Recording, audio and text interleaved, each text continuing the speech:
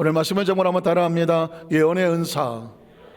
예언의 은사 두 번째 제목으로 말씀의 은혜를 나누기를 원합니다. 고린도서 14장은 두 가지 은사가 나오죠. 예언과 방언의 은사가 나옵니다. 성경을 읽어보겠습니다. 고린도서 14장 1절로 4절에 보면 사랑을 추구하며 신령한 것들을 사모하되 특별히 예언을 하려고 하라. 방언을 말한 자는 사람에게 하지 아니하고 하나님께 한다. 이는 알아듣는 자가 없고 영어로 비밀을 말함이라. 그러나 예언하는 자는 사람에게 말하여 덕을 세우며 권면하며 위로하는 것이요, 방언을 말한 자는 자기 덕을 세우고 예언을 말한 자는 교회의 덕을 세운다. 그러니까 방언은 개인적인 신앙의 덕을 세우기 위해서, 또 신앙의 무장을 위해서, 예언은 말씀을 듣고 말씀을 나누는 가운데 하나님 말씀을 내 가슴에 부어지고 특별히 예언의 은사를 주기도 하지만 말씀을 듣는 가운데 하나님의 생각이 우리 속에 들어옴으로 말미암아 피차 간의 성도 간의 덕을 세우고 교회의 덕을 세우는 것이 예언이다. 고린도서 14장 5절로 12절은 계속 이어집니다. 나는 너희가 다 방언 말하기를 원하나 특별히 예언하기를 원하노라. 만일 방언은 말한 자가 통역하여 교회의 덕을 세우지 아니하면 예언하는 자만 못하니라. 그런 형제들아, 내가 너희에게 나가서 방언으로 말하고 지식이나 예언이나 가르치는 것으로 말하지 아니하면 너희에게 무엇이 유익하겠는가? 혹 필이나 검은과 같이 생명 없는 것이 소리를 낼 때에 그 음의 분별을 나타내지 아니하면 필이 부는 것인지 검은 것 하는 것인지 어찌 알게 되리요? 만일 나팔이 분명하지 못한 소리를 내면 누가 전투를 준비하리요? 이와 같이 너희도 혀로서 알아듣기 쉬운 말을 하지 아니하면 그 말하는 것을 어찌 알리요? 이런 허공에다가 말하는 것이라. 이같이 세상에 소리의 종류가 많으나 뜻없는 소리는 없나니, 그러면 내가 그 소리의 뜻을 알지 못하면 내가 말하는 자에게 외국인이 되고 말하는 자도 내게 외국인이 되리니, 자 그러므로 너희도 영적인 것을 사모하는 자인들 것이니 교회의 덕을 세우기 위해서 그것이 풍성하기를 구하라.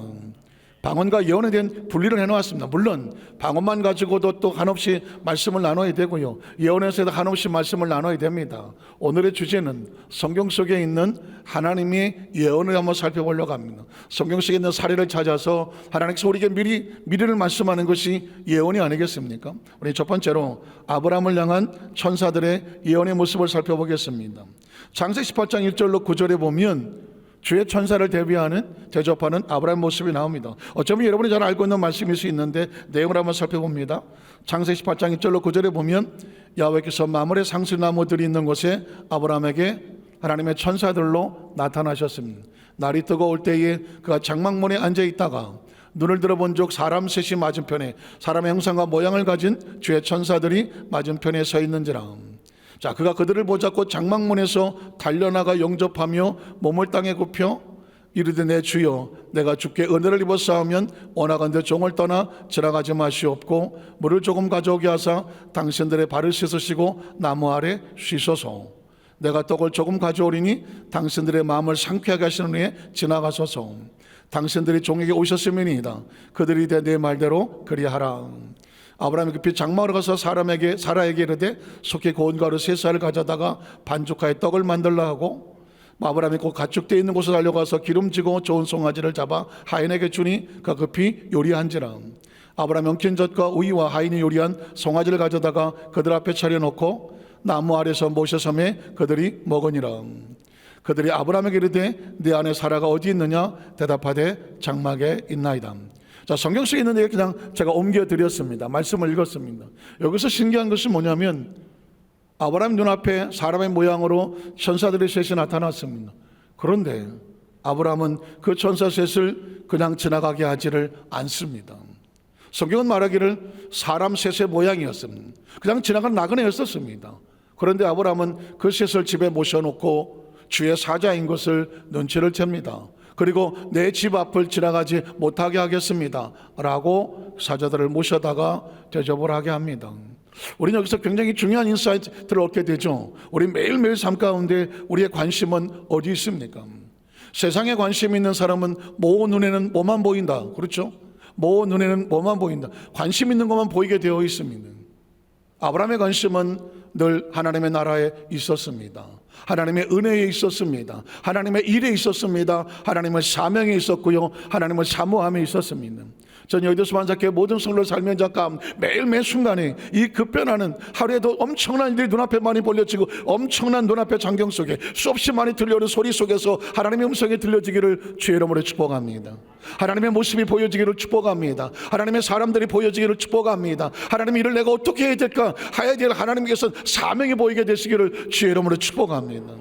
이 말씀을 묵상하다가 제가 그 전에 신학생 때였는데 그 당시엔 도무지 이해가 안 됐던 여러 가지 일 중에 하나가 신학교 우리 동기 중에 한 사람이 의정부 어디에 살았어요. 그래서 의정부 그 집에 들렸다가 그 어머님을 좀 권사님인데 인사를 드리고 그리고 거기서 다음에 뭐 송월인가 어느 쪽으로 움직이도록 되어 있었습니다.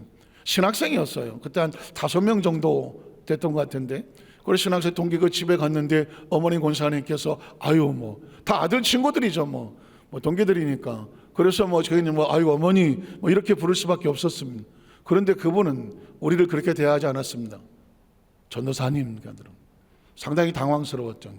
전도사님 아유 저 우리 자 친구들이에요. 그렇게 안 부르셔도 괜찮아요. 그랬더니 아닙니다. 하나님의 종들이 우리 집에 왔는데 그대로 보낼 수 없습니다. 우린 예배 준비를 하고 있으니 예배를 드려 주십시오. 그 권사님은 아들 친구들이에요. 그런데 다 신학생들이었거든요. 그런데 그분은 이렇게 말합니다. 주의 종이 우리 집에 왔는데 우리 집에 와서 그냥 가는 일은 없습니다. 그러니까 예배 준비를 하고 있으니까 오셔서 예배 드려주고 말씀을 선포해 주십시오. 이렇게 말하더라고요. 사전에 아무런 계획도 없었죠. 그래서 우리는 순간 당황했습니다. 누가 뭘 어떻게 해야 될까? 사실 조금 우왕좌왕하긴 했지만 그 진지하게 예배를 준비하고 이미 무릎 꿇고 앉아 계시는 그 권사님 친구 어머님을 보는데 그냥 넘어갈 수가 없는 상황이었습니다. 그래서 찬양을 하고 네가 기도해라 그리고 말씀은 누가 증거하고 이렇게 준비를 하고 예배를 드리기 시작했습니다. 그 당시는 그렇게 예배를 드리고 나왔음에도 불구하고 사실 조금 이게 뭐지? 하는 게 없지 않았습니다. 세월이 지나고 보니까 그 권사님은 아들 친구들이라고 했지만 친구로 보지 않았습니다. 그가 본 것은 뭐 20대 후반에 아들 친구가 아니었어요. 하나님의 종들이 우리 집에 와서 간다 있다가 머물렀다 간다. 그들은 사람을 본 것이 아니라 배후 역사하시는 하나님을 믿었던 사람입니다. 하나님을 의지하는 사람이었고 하나님께서 예배를 통하여서 주시는 말씀이 있을 것이라고 하나님의 은사를 사모하는 사람이었습니다. 세월이 지나고 난 다음에 알았죠. 하나님의 나라는 거치로 보는 게 아니라는 건 어떤 사람에게는 그냥 아들 친구로 보이지만 하나님을 사모하는 사람에게는 하나님의 종으로 보이더라고요. 종을 바라보는 사람에게는 종으로 보이는 것이고요. 아들 친구로 바라보면서는 아들 친구로 바라보이는 것이죠. 아들 친구로 바라봤다고 하면 무슨 예배 드리자 와서 기도해 이런 소리 하지 않았겠죠. 제가 그 전에 수모신학대 다닐 때에 야간을 다녔어요. 낮에는 대우실업에서 직장을 나눌 때였습니다. 4시면 퇴근을 했습니다. 그리고 대학을 달려갔습니다. 공부를 하고 밤늦게 들어오고 했었습니다. 그때 저 잊혀지지 않는 것은 그때 굉장히 큰 건물이 있고 했을 때 경비가 있었고요. 경비가 굉장히 아주 삼엄했어요. 쉽게 이렇게 통과할 수 있는 것이 아닙니다. 그때 경비 반장하시던 분이 지금 제가 20대니까 그분이 한 40대 중반으로 보여지는데 그 앞에 있는 교회의 피택 장로님이셨습니다. 20대에 제가 바라보는 40대 중반은 굉장히 어르신이잖아요. 굉장히 사실 조심스러웠단 말이죠. 그 교회 개척교제 전도사를 하고 있었긴 했지만은 나갈 때마다 그분이 전사님 다녀오십시오 하고 90도로 인사를 했습니다. 얼마나 부담스럽겠습니까? 제가 20대 초반인데 40대 중반대 보이시는 피택 장로님께서 전사님 다녀오십시오 하고 꾸벅 인사를 하면 제가 거기서 어떻게 하겠습니까? 저는 더 숙여서 정신없이 피하느라고 다녀겠습니다 하지 않겠습니까? 그게 매일 벌어지는 상황이었어요. 그래서 제가 그때 당시는 이렇게 숨어서 눈에 안 보이면 몰래 도망나가고 상당히 부담스러워서 그랬었습니다. 세월이 지나가 보니까 그분의 눈에 20대 초반에 그냥 신학생으로 보였으면 그분이 그렇게 할 리가 없어요. 그분의 눈에는 주의 종이라는 인식이 있으니까 20대든 30대든 나이가 중요하지 않았어요. 오늘 저와 여러분에게 말씀을 드리는 게 아닙니다. 모 눈에는 뭐만 보이는 겁니다. 하나님은 사모하고 하나님을 의지하는 사람들에게는 은혜 받을 것만 보이는 거고, 은혜 받는 소리가 은혜를 사모하는 것이고, 내가 무엇을 할까? 사명에 관심 있는 사람은 내가 어떤 사명을 줄까? 항상 그걸 관심을 가지고 하나님의 은혜 얻으려고 하는 것에 관심 있는 사람은 하나님의 일을 찾더라고요. 하나님의 사람을 소중히 여기고 피차에 함부로 업신여기지 아니하며, 나이를 따지는 것이 아니라 어떤 상 따지는 것이 아니라 하나님이라는 모든 사람들을 함께 격려하고 위로하는 것에 관심이 있다라는 것이죠. 아브라함은 그냥 지나가는 과객이죠. 지나가는 나그네 셋입니다. 누가 합니까? 지나가면 고만이에요. 그런데 아브라함의 눈에는 하나님의 사람으로 보였습니다. 그리고 그곳에 초대를 해서 그 집에서 머물며 음식을 정성껏 대접을 했습니다. 이 상황이 벌어집니까? 그러고 났더니 이 사람들이 아브라함에게 예언을 합니다. 10절에 보니까 이렇게 예언을 하죠. 예언은 중요하니까 18장 10절 나왔습니다. 그가 이르시되 내년 이맘때 내가 반드시 내게로 돌아올 것이니 네 아내 사라에게 아들이 있으리는. 이 사자들이 그냥 지나갔으면 예언은 없습니다. 내년 이맘때에 내가 다시 너희 집에 돌아올 거다. 그때 네 아내 사라에게 아들이 있으리라 하시니 사라가 그때 장막문에서 듣게 되었습니다. 때로 우리는 우연이라고 생각했지만 하나님은 필연적으로 하나님의 사자들을 아브라함의 집에 보내게 하셨고, 아브라함 문을 열고 그 집에 모셔서 대접을 하고 하나님의 사람으로 인정을 했을 때 예언이 열려졌습니다. 11절로 15절에 보면 예언에 대한 확장이 나옵니다. 아브라함과 사라는 나이가 많아 늙었고 사라에게는 여성의 생리가 끊어졌는지라. 사라가 속으로 그 소리를 듣고 웃었죠. 이르되 내가 노쇠하였고 내 주인도 늙었으니 내게 무슨 즐거움이 있으리요. 야외께서 아브라함에게 이르시되 사라가 왜 웃으며 이르기를 내가 늙었거늘 어떻게 아들을 낳으리요 하느냐. 야외께 능하지 못한 일이 있겠느냐. 기한이 이를 때에 내가 내게로 돌아오리니 사라에게 아들이 있으리라. 사라가 두려워서 부인하여 이르되 내가 웃지 아니었나이다. 이르시되 아니라 내가 웃었느니라. 사라가 왜 웃었겠습니까?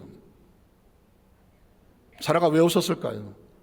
되지도 않는, 인간적으로 생각을 하면 계산하면 전혀 전무후무하게 생리가 끊어진 상황 가운데 임신이 되어진다, 아들을 낳는다, 되지 않는 이야기거든요. 생각해도 안 되고 계산해도 안 되고 경험을 해도 안 되는 이야기입니다. 그래서 웃었습니다. 상상만 해도 웃기는 이야기거든요. 그런데 그 이야기는 지나가는 아무런 이름도 모르는 과객이 한 얘기 아닙니다. 하나님의 사자가 한 이야기입니다. 우리 인생의 삶을 살다가 이런 충돌이 생기죠. 하나님 말씀을 들을 때 때로 웃기지 않습니까? 저게 말이 돼? 야, 내가 지금 어디까지 공부를 했는데 저걸 믿으라고 하는 거야. 저건 말이 안 되는 거지. 때로 하나님의 말씀은 우리에게 도전을 줍니다. 네가 그 말씀을 믿고 아멘 할 것이냐. 그거는 내가 생각해도 좀 아닌 것 같은데 라고 내가 판단하고 여기서 스톱을 시킬 것이냐. 때로 성경은 우리에게 끊임없이 이런 도전을 줍니다. 사라는 그렇게 웃지 않았다고 말했지만 하나님의 사자는 말하면 넌 웃었다라고 말합니다. 전 그 다음 절을 보고 싶은 거죠. 16절과 19절을 보면서 사실은 저와 여러분이 신앙생활 하면서 이 구절을 기억한다고 하면 이제 더 이상 우리 인생에 염려는 없습니다. 근심도 없고요, 걱정도 없고 불안도 없어집니다. 그 문제를 해결하겠습니다. 그 사람들이 거기서 일어나서 소돔으로 향하고 아브라함은 그들을 전송으로 함께 나가니라. 야훼께서 이르시되 내가 하려는 것을 아브라함에게 숨기겠느냐. 한번 따라 하시겠습니까? 내가 하려는 것을 아브라함에게 숨기겠느냐. 지금 하나님께서는 이 소돔과 고모라 그리고 그 역사를 해서 이루어 가시는 계획을 가지고 갑니다. 하나님의 뜻을 누가 알겠습니까? 하나님의 계획을 누가 알겠습니까? 우리는 단지 5분 앞에 내일도 모르는데 우리가 이 5분 뒤에 안산에 무슨 일이 벌어질지 누가 알겠습니까? 대한민국에 무슨 일이 할지 누가 알겠습니까? 이건 하나님의 영역을 하나님 보여주지 않으면 알 수 없는 거거든요. 그런데 하나님 말씀합니다. 내가 하려는 것을 아브라함에게 숨기겠느냐. 그리고 그 다음 절에 보면 이렇게 말합니다. 아브라함은 무슨 나라가 되고 강대한 나라가 되고 천하 만민은 그런 말미암아 뭐를 받게 됩니까? 복을 받게 됩니다. 이게 아브라함의 운명이었습니다. 이게 아브라함의 미래였었습니다. 아브라함 자신도 모르는 아브라함의 미래를 하나님은 알고 계셨습니다. 아브라함은 반드시 이렇게 되게 돼 있었습니다. 시간만 문제였었지 아브라함은 그 길을 가고 있었다는 것이죠. 전 이 구절을 발견하고 제 마음속에 다시는 염려하지 않는다, 다시는 걱정하지 않는다, 다시는 불안해하지 않는다, 다시는 초조해하지 않는다, 내 스스로 내 인생에 대해서 스스로 절망하고 좌절하지 않는다. 왜냐하면 하나님 이렇게 말씀하고 너는 반드시 이렇게 될 것이 아니냐. 믿으십니까? 믿으십니까?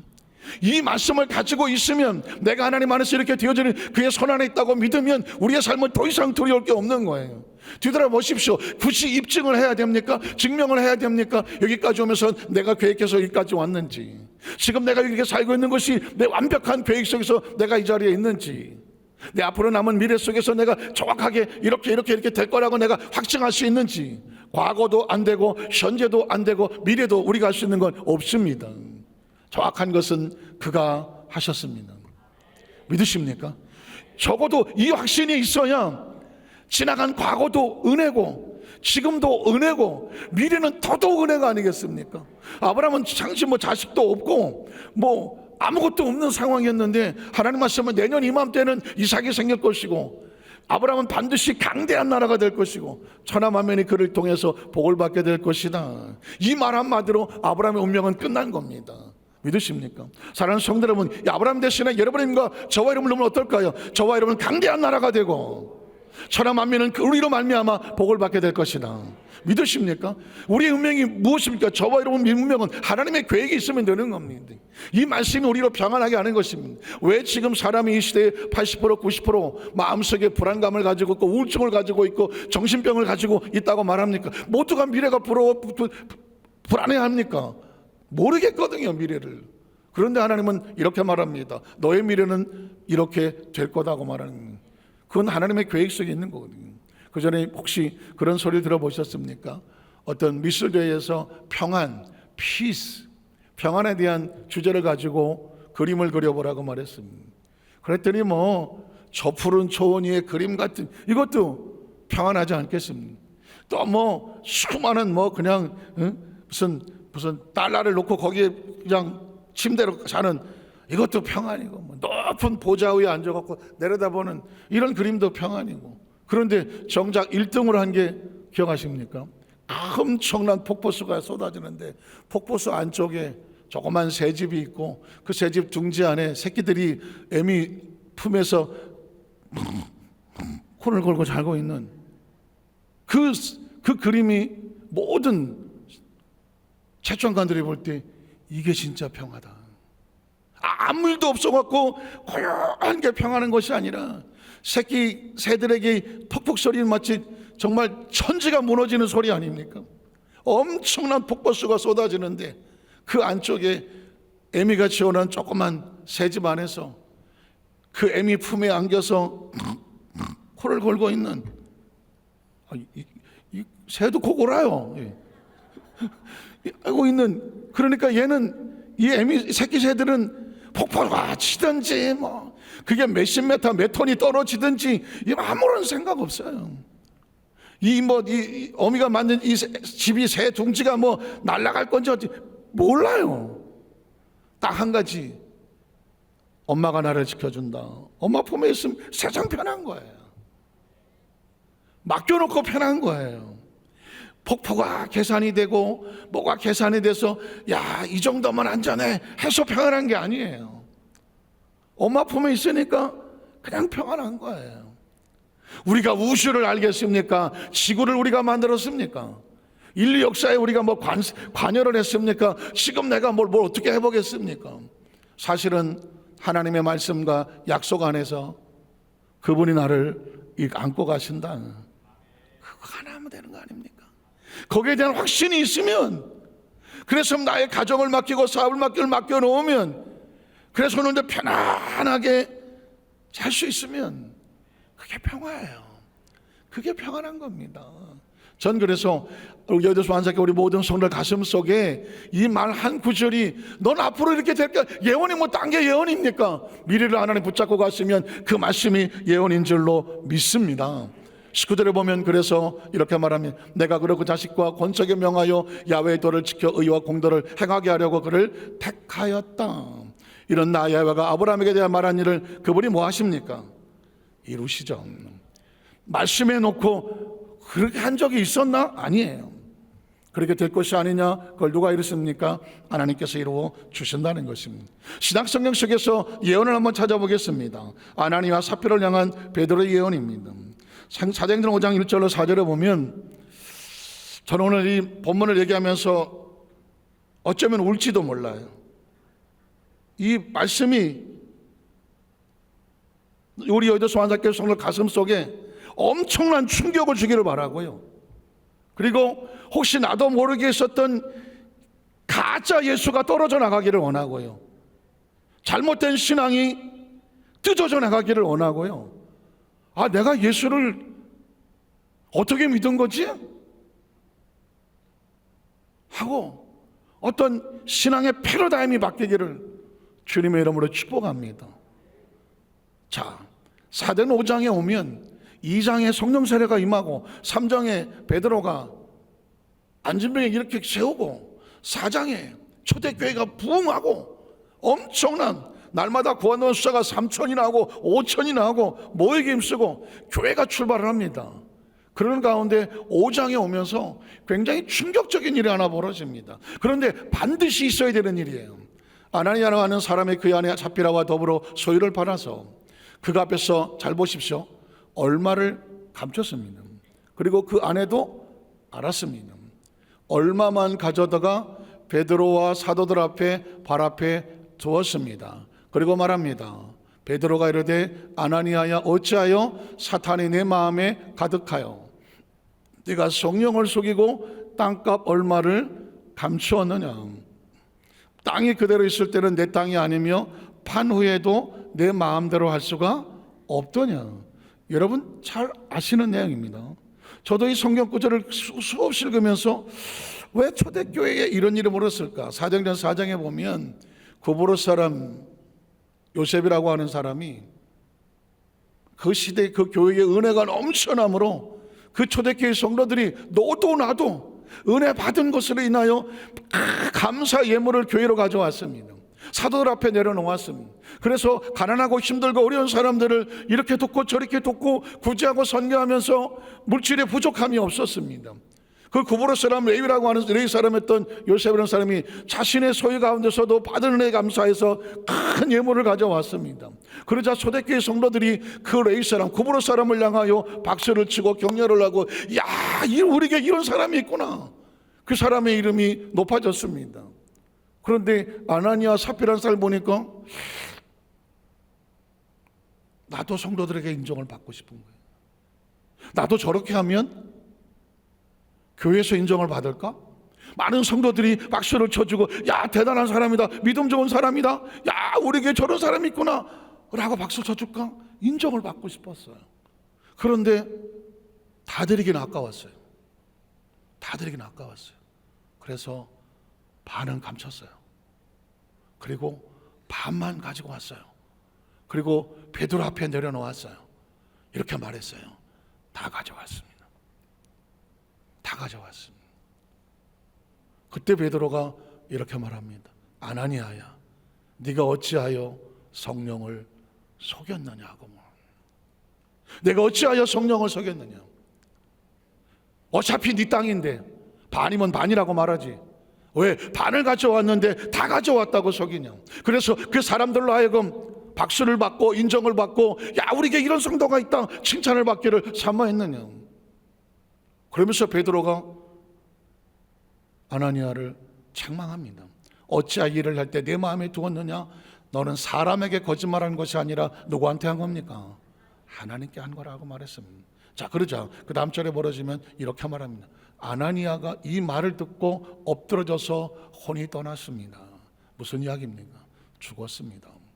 이 일을 듣는 사람들이 다 크게 두려워했었습니다. 문제는 그 다음 절입니다. 젊은 사람들이 일어나 시선을 싸고 빼고 나가 장사를 합니다. 그리고 그 다음에 보면 부인이 들어옵니다. 3시간쯤 지나 그의 아내가 그 이런 일을 알지 못하고 들어왔으니 베드로가 이르되 그 땅 판값이 이것뿐이냐 내게 말하라니 이르되 예 이것뿐입니다 하더라. 왜 그랬을까요? 둘이 합의를 봤잖아요. 야, 땅 판값 다라고 말해, 절반이라고 말하지 마라. 아나니아가 그렇게 말했을 줄은 참 몰랐죠. 삽비라도, 아나니아 삽비라도 그렇게 말하면 이게 다입니다 라고 말했습니다. 자, 그러자 그 다음 절에 보니까 베드로가 이르되 너희가 어찌하여 함께 꾀하여 주의 영을 성령을 시험하려 하느냐 라고 책망합니다.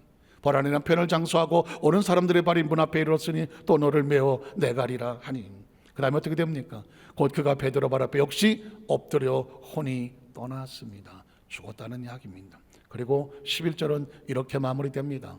젊은 사람들이 들어와 죽은 것을 보고 메오다가 그 남편 곁에 장사하니 온 교회와 이 일을 듣는 사람들이 다 크게 뭐하더라? 두려워하더라. 사실상 이 본문이 왜 여기 있어야 되는지 많은 퀘스천이거든요. 그래서 아마 주석이라든가 성경학자들은 말하기를 교회가 성장하고 커가는 가운데에 영적인 질서가 필요하기 때문에 아마 영적 질서를 잡기 위해서 이런 상황이 벌어졌을 거다라고 해석을 하더라고요. 저도 그때 그렇게 알았어요. 그러면 나 같으면 절반이 어디야? 절반이 어디냐고. 그걸 꼭 너는 성령을 속였으니 영원히 떠나가라 하고 그 자리에 죽일 필요가 있어요? 죽일 필요가 있어요? 저는 성경을 읽으면서도 굉장히 이 부분이 퀘스천이었어요. 왜 이 사람들 여기서 죽어야 되나? 아나니아가 죽고 삽비라가 죽어요. 가만히 있었으면 아무 일도 없었을 텐데 땅을 팔았다고 해서 반을 가져와 놓고 다 가져왔다고 성령을 속이는 바람에 그 영혼이 떠나가요. 도대체 여기서 하고 싶은 얘기, 이 성경은 무슨 말을 하고 싶어 왔을까? 제가 말씀드렸습니다. 이들은 예수를 믿는 사람이 아닙니다. 잘 들어보십시오. 이 사람들은 예수를 믿는 사람이 아닙니다. 심지어 교회를 다니고 교회에 나와서 헌금을 하고 땅판값의 절반이를 가져와서 인정을 받고 싶어서 갔다 왔을지라도 아나니아와 삽비라는 크리스찬이 아닙니다. 아니, 교회를 나와 다녔다고 그가 크리스찬이라고 말한다면 그 앞에다가 그는 가짜 크리스찬입니다. 그가 믿었던 예수는 진짜 예수가 아닙니다. 가짜 예수입니다. 무슨 뜻이냐?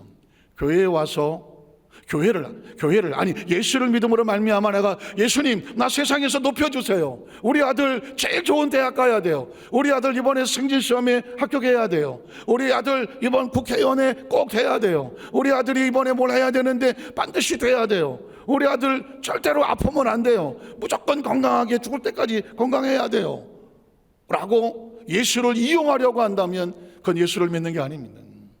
이해가 되십니까?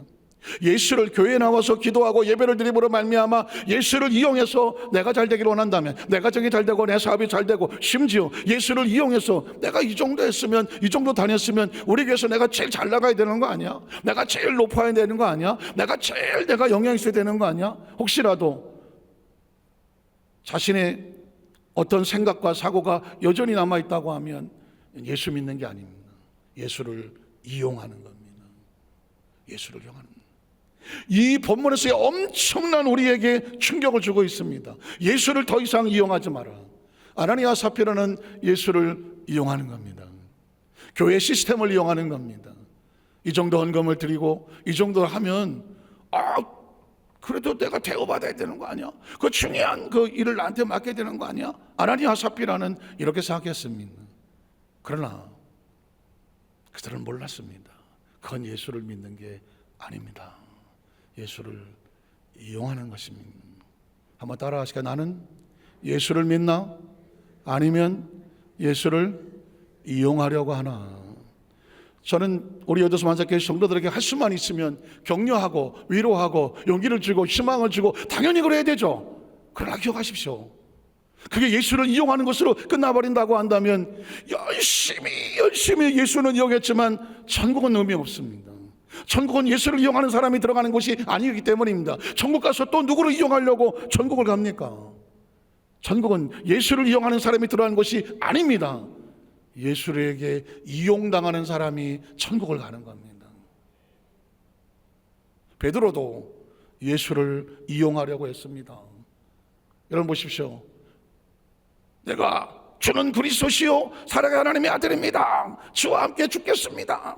왜? 예수님이 로마를 점령하고 황제가 되고 최고 지도자가 되면 수혜자가 누구야? 내가 수혜자인데. 그러면 난 반드시 예수님의 오른팔 총리는 내가 하는 거 아니겠어?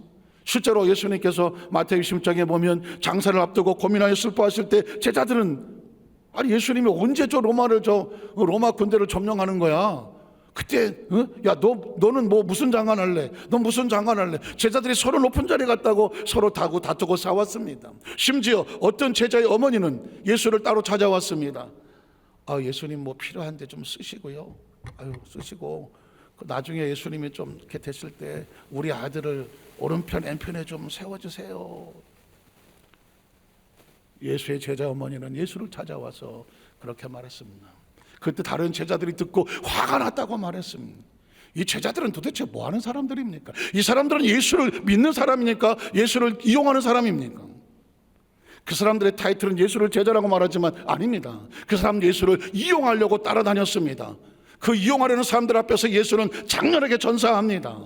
십자가에서 자기 몸을 던져 장렬하게 전사해버렸습니다. 베드로의 꿈이 깨졌습니다. 12제자 꿈 다 날아갔습니다. 가룟유다의 꿈은 진작 날아갔습니다. 예수를 이용해서 독립하게 하고 예수를 이용해서 자기들 한 자리 차지하려고 했던 사람들이 다 예수가 십자가 앞에서 장렬하게 전사했을 때 우리는 꽝이구나. 그래서 다 도망간 겁니다. 예수를 진짜라고 믿었던 사람들이 예수의 죽음 앞에서 도망갈 리가 있겠습니까? 그들은 다 도망갔습니다. 그들이 믿었던 예수는 허망하게 사라졌습니다. 그들이 가졌던 예수를 이용하려던 꿈은 허망하게 사라졌습니다. 예수는 그렇게 믿는 게 아닙니다. 지금도 얼마나 많은 사람들이 예수를 이용하려고 합니까? 그래서 이용하다가 안 되면 안 된다고 뿔뿔이 다 터지지 않았겠습니까? 죄송한 얘기지만 예수를 이용하는 사람은 조금 결과가 있으면 앉아있고 결과가 없으면 언제든지 도망갑니다. 제자들이 그랬던 것처럼, 역시 베드로도 그랬던 것처럼. 그러나 진짜 예수를 믿는 사람들은 예수님한테 기꺼이 이용당하기를 자처하는 사람들입니다. 제가 마태복음 26장 이야기를 듣고 말씀을 마치겠습니다. 마태 26장에 보면 옥합을 깨트린 여인이 나옵니다. 제자들은 지금 서로 높은 자리를 앉으려고 하고 있는데 한 여인이 나와서 옥합을 깨트립니다. 그 옥합이 어떤 옥합이에요? 마리아가 7 귀신이 들려서 창녀가 돼서 몸을 팔고 피투성이 삶을 살면서 한 방울 한 방울 모아서 했던 향유입니다. 한 여인에게는 일생이 걸려있는 지창금입니다. 지창금이 많으면 더 좋은 데로 시집을 갈 수 있다고 하는 풍습 때문에 어쩔 수 없이 이 여인은 피투성이 삶을 긁어서라도 이 나두 향유를 모을 수밖에 없었습니다. 그런데 이 여인이 예수의 발 앞에 와서 기꺼이 향유를 집어 던집니다. 옥합을 깨트립니다. 그 향유를 가지고 예수의 머리에 발에 부었다고 말합니다. 그때 제자들은 말합니다. 이렇게 아까운 거를, 이렇게 아까운 값비싼 거를. 여전히 제자들은 예수를 믿지 않습니다. 예수를 이용하려고 했었습니다. 예수를 이용하는 사람 앞에 옥합이는 얼마나 가치 비싼 겁니까? 이거를 왜 여기서 깨트립니까? 이 여자가 미쳤나? 안 그러겠습니까? 그러나 옥합을 깨트린 여인의 심정을 보십시오. 여태까지 여러분은 옥합을 깨뜨렸다고 하니까 값비싼 걸 드렸다고 생각할지 모르겠지만 착각하지 마십시오. 그건 그런 의미가 아닙니다. 이 옥합은 이 여인의 그 인생에 예수를 만나기 전에 피투성이 됐던 삶에 지나간 과거를 던지는 겁니다. 난 더 이상 지나간 과거처럼 예수를 이용하고 뭐 그런 삶이 아니라 예수를 만난 이후에 더 이상 지창감은 나의 보호자가 아니다. 이 비창감 앞에 내 인생을 걸지 않겠다. 지창감을 가지고 좋은 남자 어떻게든지 만나서 일생을 어떻게 살겠다. 이게 이 여인의 희망이 아닌 겁니다. 기꺼이 예수를 위해서 자신의 지나간 가치를 던져버리는 겁니다. 옥합을 깨서 부숴버리는 겁니다. 옥합을 깨야 새로워질 수가 있습니다. 더 이상 귀신 들린 여인이 아닙니다. 더 이상 몸을 팔던 장녀의 몸이 아닙니다. 더 이상 세상의 가치 앞에, 판단 앞에, 선악 앞에서 손가락질 당하던 그런 사람이 아닙니다. 예수로 그리스도로 말미암아 그는 용납받은 사람입니다. 용서받은 사람입니다. 새로운 사람입니다. 새로운 생명입니다.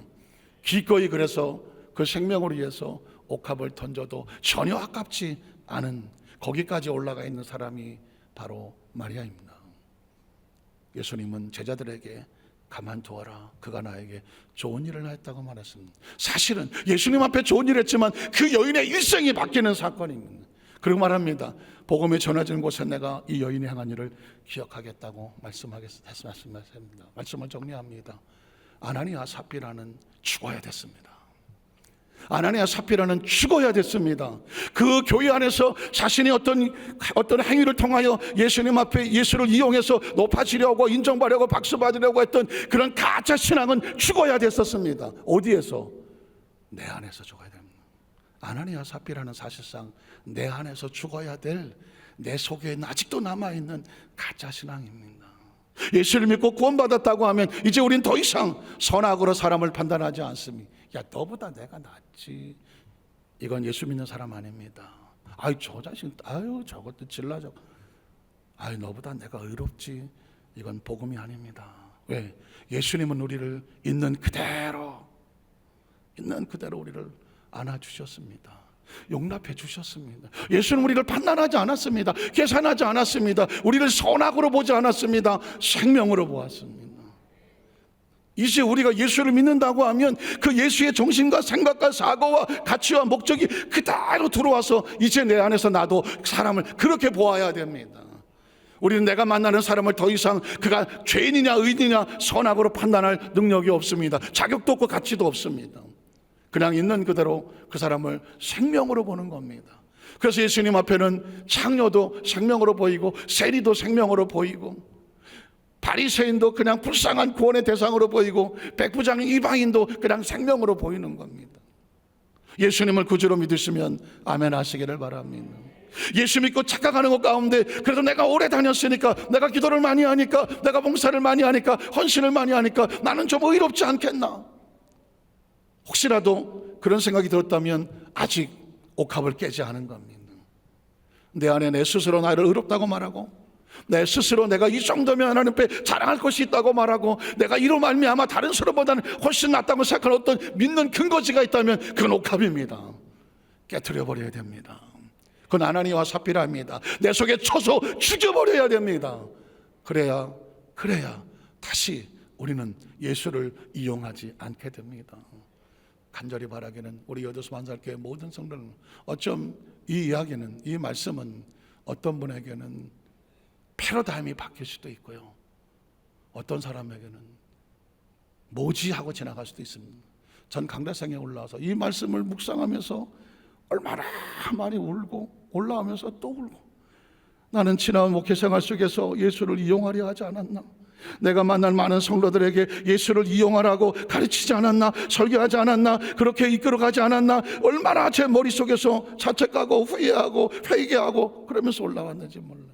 이제라도 우리 여도수 만살교회 모든 성도의식 속에 이 정도면 나 예수 잘 믿고 더 나갈 게 있나, 나도 다른 사람을 쳐다봐도 나 정도 하는 사람이 별로 없어 보인다라고 혹시 생각이 되거든. 이렇게 생각하십시오. 내 안에 내가 믿고 의지하는, 내가 붙잡고 있는 가짜 옥합을 붙잡고 이걸로 내가 내 미래를 보장하려고 했구나. 진짜 신앙은 예수를 이용하는 것이 아니라 예수가 그대로 내 속에 들어와서 예수의 상고, 예수의 양식, 예수의 가치, 예수의 목적, 예수님이 바라보는 그 은혜, 은총, 그 모습으로 내 안에 예수가 흘러내려가게, 주님이 나를 이용하시게, 주님이 나를 사용하시게. 그래서 베드로를 찾아왔던 예수님께서 부탁했던 건, 명령했던 건 딴 거 아닙니다. 내 양을 네가 먹여줄래? 네가 내 양을 쳐줄래? 네가 내 양을 돌봐줄래? 예수님은 베드로를 이용하시겠다고 말했습니다. 사용하시겠다고 말했습니다. 처음 따라왔던 베드로는 예수를 이용해서 높은 자리에 앉으려고 했는데, 이제 그가 피투성의 삶 속에서 비배를 받았을 때 예수님은 찾아와서 새로운 옵션을, 새로운 미션을 줍니다. 이제는 내가 너를 이용할게. 바울을 깨트리고 이방으로 해서 내가 택한 나의 그릇이다. 바울아, 이제는 내가 너를 이용하고 사용할게. 성령을 받고 나면 내 증인이 되리라. 오늘 저와 여러분의 기도 제목은 이래야 돼요. 주여, 나를 어떻게 내가 하나님 앞에서 만나서 이런 복을 받게 해주십시오. 복을, 1차원적인 상황입니다. 이제 기도는 이렇게 하세요. 주님, 나를 이용해 주십시오. 사용해 주십시오. 우리 가정을 사용해 주십시오. 나의 살아남은 내 생명의 마지막 순간까지, 마지막 호흡까지 나를 사용해 주십시오. 이용해 주십시오. 내 가지고 있는 모든 것을 주님이 사용해 주십시오. 내 자식과 내 손주들이 세상에서 판검사를 해야 복을 받은 것이 아니라 하나님 앞에서 쓰임받고 이용당하고 사용당하게 하나님께서 하나님 도구로 붙잡아 사용하여 주시옵소서. 그게 우리의 자녀와 우리 자손들이 잘 되는 길이고 후회 없는 삶입니다. 그 은혜가 함께 하시기를 주님의 이름으로 축복합니다.